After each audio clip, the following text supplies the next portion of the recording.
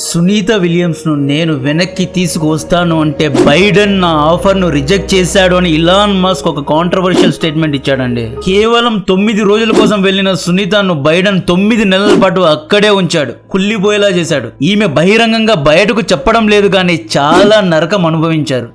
June 2024లో Sunitha Williams అంతరిక్షానికి వెళ్ళింది. ఈవిడ్ను అంతరిక్షానికి తీసుకువెళ్ళింది Boeing యొక్క star liner అనబడే అంతరిక్ష నౌక.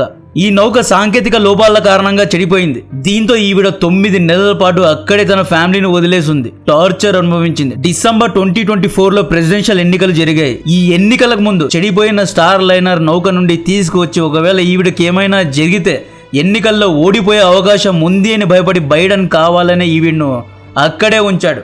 ఇలాన్ మస్క్ చెప్తే ఇలాన్ మస్క్ తీసుకొస్తాడు. ఇలాన్ మస్క్ ట్రంప్కు సపోర్ట్ చేస్తున్నాడు.